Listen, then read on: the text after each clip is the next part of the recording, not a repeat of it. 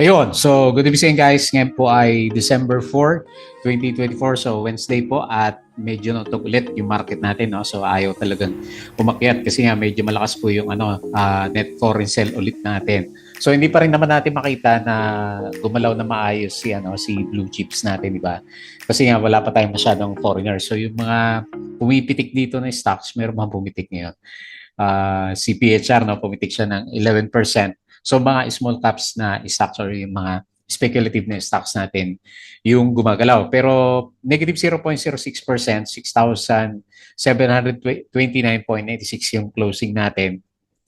Parang mas marami yata yung bumagsak for today's trading natin. So silipin natin yung galaw ng ating mga individual stocks. So wala pa rin ako makita masyado na magaganda na setups kasi yung mga gumagalaw is yung mga previous pa rin na trending stocks natin. Siyempre, kagaya dito, di ba? So, nangulong itong si dito natin. Okay, so ito po yung ating mga trending stocks for today. Kagabi, yung US market natin is medyo sideways lang, no? So, sinilip ko kanina sideways. Pero parang okay yung opening ng US market mamaya. Ayan. So, nauna pa rin sa listahan natin si dito, nag-drop, malaki ng drop nito, negative 11.67%. Pero meron siya net foreign buying na 17.91 million. Ayan, nangulong na si dito natin. Ang lakas na kasi ng galaw niya, di ba? So, medyo obvious na yung galaw niya. So, nagtatrap siya. So, mali natin kung meron siyang bounce for the coming few days. Pero, hindi pa naman siya umabot sa overbought, no? Malakas lang talaga yung bounce niya. Kasi, yung sukat natin sa kanya from the last few days, umabot nga po siya ng halos 50% na galawan, di ba? Okay, tapos si Ali, hindi ko lang bakit si Ali, mga big caps to eh. Ali, SMPH, Robinson, yung mga trending stocks natin. Bakit kaya? Tumaas siguro yung property. So mamaya silipin natin yung summary na market. So 1.89% lang naman si Ali. Pero first time siguro na magkaroon ulit tayo ng net foreign buy sa kanya. Meron na pala siya 48.18 million net foreign buy. Tapos pumalik kayo dito, ayan. So ito si PHR, nag-upsurge din siya from the kapon, di ba, nagalaw natin. So umakit siya ng 11.67%. So parang nagpalitan si dito at saka si PHR natin. Konting ingat na lang sa mga speculative na stocks. So meron siyang 191.58K net foreign sell sa market. Ewan ko bakit puro properties to ngayon. S&PH, drop naman to. Negative 1.32% and meron siyang 183.18 million net foreign sell dito sa market. Tapos si FCG, negative 1.19%. Ano ba to? Nag-drop to kahapon, nag-doji. Negative 438K, tapos dumating na ba dividends kay FCG na rin. Tapos si Robinson, ito medyo nag-bounce siya. Medyo maganda itsura na kanyang charts and meron siyang 3.24% na claw and 15.6 million. Kailang net foreign sell pa rin naman siya. Ayan. So bakit kaya SMPH, Ali at saka Robinson, mga properties yung pinag-usapan sa ngayon. Okay? So yun po yung ating mga trending stocks. So disclaimer pa rin sa mga bago sa channel natin. As usual, yung ating review is for education purposes lamang. So wag mong gagamitin to as a reason para mag-buy, sell, or hold stocks. Meron po kasing risk na involved sa market. Due diligence na lang po kung anong stocks yung gusto mo bilhin. And then follow po ako dito sa ating Club Trader na YouTube channel. Subscribe ka lang para makita mo yung reviews natin. Mas madami tayo reviews siguro for the coming few months.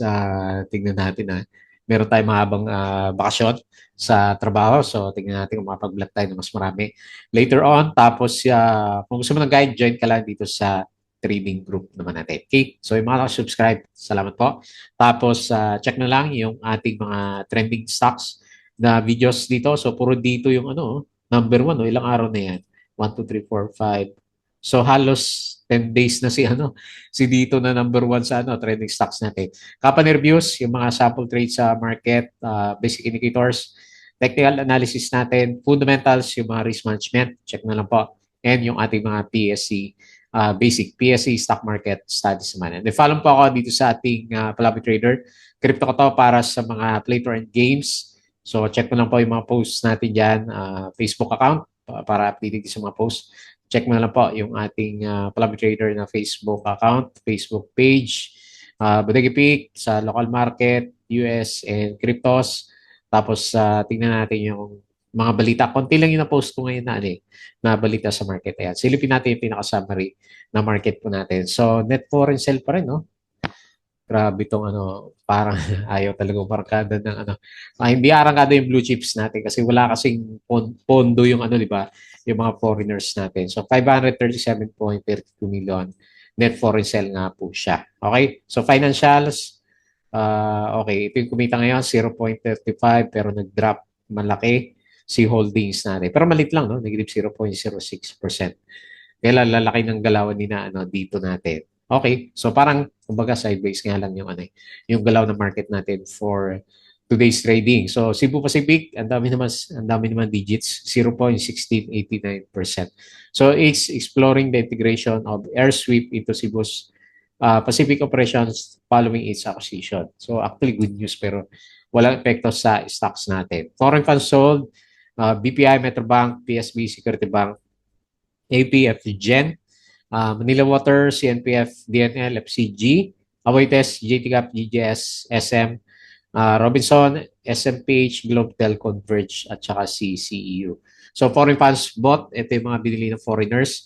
BDO, CBC, PNB, ASN, Meralco, SCC, EMI, Fruit, GSMI, AC, AGI, Costco, DMC, Ali, Ritz, Crete, MEG, Dito, ICT, at saka C+. Okay, so ano ba yung pinaka-summary na? Dami palang blue chips na ano. Tama ba? Alas 3 to. Okay, so nauna sa listahan natin, pero ang dami blue chips pala na gumalaw, no? Akala ko wala masyado, pero siguro nga yung weight niya kasi mas maliit. So Converge, 3.39, parang pa-breakout na to. Wilcon, 3.26%, AGI, 3%, Aboites, 2.24. Yung mga properties, hindi mo ganun kalaki. Pero bakit sila yung pinag-uusapan ngayon dito sa market natin? SM, ito yung holdings na nag-drop, negative 2.38%. Monde, negative 2.28%. SMPH, negative 1.32%. And CNPF, negative 1.28%. So, pangit nga yung ilang stocks pa rin natin. So, 0.06, yung drop ni PSE, URC, nag-up to ng 2%. Is a game changer with cutting-edge tech that reduces waste, reduces cost, and meets sustainability goals. Ayan, si URC. Sabi niya. DMCI, so marami ako na-post na ganito. So, na-acquire na nga po niya si CMEX with 90% stake worth 272 million US dollar. So, yun yung mga yung balita natin na ano, nagpapitik kay CHP natin from the last 3 days. Mega World, 2.36 daw yung recommendation price ni PhilStocks. EDC, wala na yan. Ayala Land plans to complete San Sebastian Church. Manila Water plans to launch a enhanced lifeline program in January. Ito, corporate stories. So CNPF was recognized as one of Forbes' world's best employers in 2024. Good news para sa kanya. Pa-breakout na to, di ba? Manila Water plans to launch an enhanced lifeline program. Ali aims to complete the 500-seat Sebastian Church. Cebu clarified that while the integration of Airsweep is being considered, there are no definitive plans or timelines for this initiative at present. Okay. PLDT expects 5G. SM was named a leader in transparency. Tapos siya pa yung ano, isa sa mga nag-drop. San Miguel, hindi na masyadong pinag-usapan siya na San Miguel sa mga stocks natin. Okay, so MER exploring repurpose of coal assets. Willie Osier, ito pala, nag-load up kay Plus. So ito pala yung catalyst natin bakit nag-breakout si Plus natin. May share buyback yung ano, yung mga CEO natin sa mga members ng Plus. CNPF, ito pa breakout na to. MB REITs, yung mga galawan kahapon. Tapos sa US market, medyo mix. Akala ko, makit yung malaga ko sa S&P pagdating na umaga. Nag-drop din naman sila. Okay, so wala pa rin masyadong momentum. Itong si PSE natin, so no choice tayo. Pasilip-silip lang tayo sa market. Tapos, yun nga, kasi karamihan naman gumagalaw ngayon. Trending stocks lang talaga. So, medyo isolated yung mga galawan na stocks natin. So, medyo mahirap pumuli kasi ang taas na eh. Kung magaya tayo dito kay dito, di ba? So, drop ka ngayon ng 11% kasi akala mo, ano nangyari sa to the moon stocks natin na si ano, ABG. Mamaya silipin natin. Okay. So guys, yung Patreon channel natin. So sabi nga natin, yung mga gusto ng guide sa trading sa Philippine markets, double check mo po yung ating Patreon channel naman. Okay? So balik tayo dito. Parang naglilin ako ng ano eh. Another drop sa market natin kasi wala pa rin eh. Hindi pa rin lumalabas yung ano, yung mga foreigners, pumapasok yung mga foreigners natin. Puro labas pa rin yung mga nakikita natin na galawan dito sa market. So negative 0.06%, 6729.96, 537 million net foreign sell. Okay, so tingnan natin yan. Meron siyang okay, hindi pa rin makarangkada yung RSI pala natin. Okay, kasi medyo nauntog tayo dito sa ano eh, MA20, naging lower high tuloy si ano. Pero higher low pa rin naman siya. So tingnan natin, hopefully sideways lang si ano. PSC natin, so nahirapan pa rin siya dito makakyat. Kaya mapapansin mo, yung mga blue chips natin, palitan lang. Akyat siya ngayon, bukas, babagsak siya. So, ganun yung pinaka-trend ng market. So, panalo si Fiat siya nga, nag-up siya ng, nag-ano pa pala to, oh. Umakit pa ng sobrang taas, no? Umabot siya ng 0.75 kanina. So, kasama pa sa try. Okay, pag-usapan natin yan. Tapos, hanggang dito lang yung ano natin kahapon, ha. Dito lang yata, 0.66, di ba? Dito sa may gap. Nangyari sa kanya, cleanose yung gap pala dito. Okay. So, tapos si Lodi, wala namang volume. CPG ito, panalo si CPG, oh. Ang lalaki ng mga kandila. Hindi ko napansin to, ah. Okay, overbought na si ano, CPG. Properties, ayan. So, tingnan natin bukas kung gagalaw yung mga properties. STI, so, bumalik. 4.92% para siyang ano, no, nagsisiso yung ano niya. Yung price natin, Chelsea, ayan, napapansin na rin, di ba? Dito stocks, 3.97%, Converge, ayan, pa-breakout, 3.39, AGI Robinson, so puro 3% ah. Merrimart, oh, bumabalik si Merrimart, 3.23%, Alter, ba nag-breakout na oh. Okay, natuloy na yung ano, breakout ni Alter. Hopefully, meron pa ulit. Sakto lang, no? Sakto lang yung ano. Bantay namin dito kay Alter. Sino pa? Sino pa ang mga malakas yung volume? ABG. Oh, makit pa rin, no?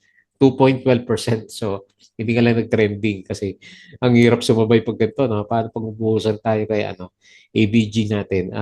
ABS, makit din siya. Okay, so the rest, mga 1%. Parang marami yatang ano, nagberde nga sa market. Kailangan ito malakas yung drop. Dito, naging trap siya, no?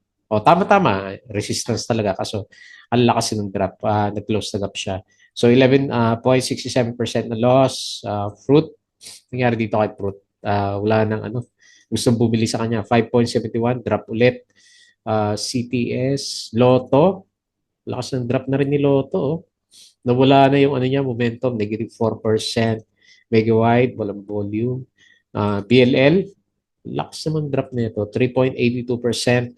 Silipanto, walang volume. Plus, okay, nag-drop yung alaga natin, negative 2.54, wala sa ano, nawala tuloy sa trending stocks. Okay? So, ito yung mga movers, losers sa market natin. So, balik tayo dito. Silip tayo sa oops, na-refresh ko tuloy.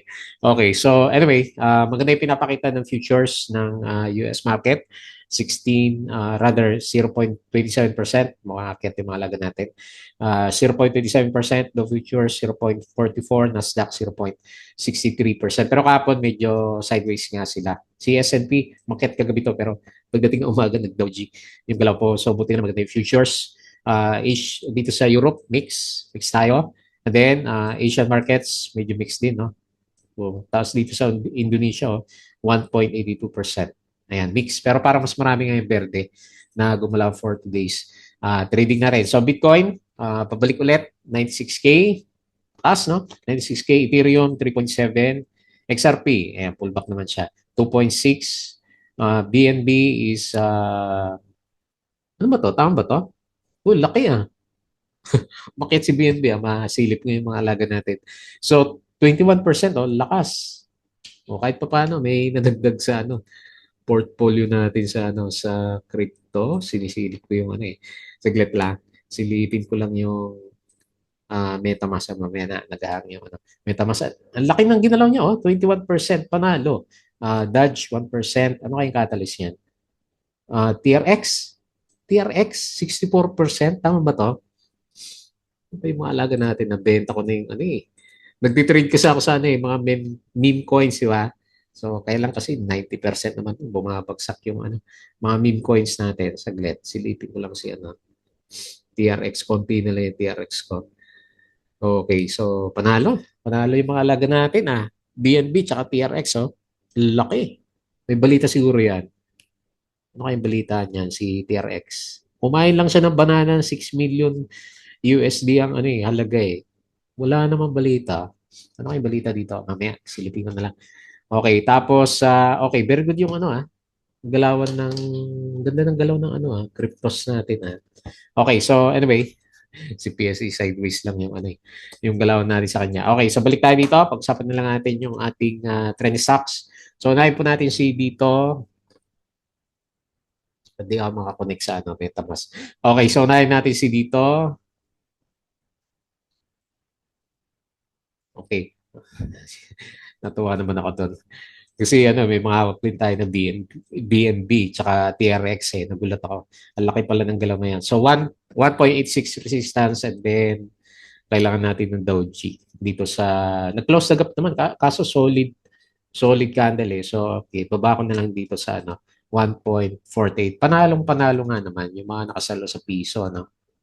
Ayun oh, halos 50% yung inakyat. So ang ginawa niya, nagkaroon siya ng ano ng konting breakout, siguro false breakout tapos ng EPC dito natin. So bantay na lang yung mga may hawak sa kanya. Sabi ko sa inyo, nanonood na lang ako kayo dito kasi masyadong explosive yung ano, yung galaw niya. Isang mali lang natin. Ang hirap makabawi, di ba? So 11.67% yung loss. And nandiyan pa rin naman yung foreigners niya, 17.91 million. So, abang-abang tayo dyan sa 1.48. Yan. So, yan na lang abangan po ng mga ano, holders natin. Okay? Okay. So, tapos, Ali, si Ali. Ba't kaya nag-ano puro properties yun eh. Pero hindi naman trending si ano, si PG. Okay, may setup si ano, si Ali natin. Siguro ito yung ano niya. Ito yung 20% nga si BNB oh. Dapat pala pumondo tayo. Nasa USDT pala yung ibang ano ko, ibang port. Nag-save tayo nung ano, nung nag-up na yung market, no? Okay, so anyway, tignan natin. Okay, so support is 28.63 pesos. Hopefully magkaroon tayong breakout bukas. Ba tayo titingin? Okay, lagay ko na dito para bullish tayo kay ano. Kay Ali, so 31.6 po yung pinaka next na resistance. Pwede rin naman dito sa ano 31. Yung RSI level natin is okay, malayo pa naman. Pero nasa recovery si ano si Ali kasi nag-reverse na po yung ano yung direction natin. So hopefully yan yung natin na catalyst para kay Ali. Kasi meron na siyang nag-umpisa na siya magkaroon ng net foreign buy 48.18 million and 1.88% na galawan. Okay, so wala naman tayong good news. Baka may share buyback to na hindi pa nadi-declare. Next, PHR. So, nagsiso. Siso pala to sa ano. Laki ng gap up niya, no? So, 11.67%. Congrats sa bumili kahapon. 8% kagad yung ano, gap up niya. 12 million. Dami din yung traders. Kailan, hindi kayo nang ipit to. Tingnan natin sa 5 minutes. O, medyo nang ipit siya ng konti. Kasi matagal eh. Mula 130, no?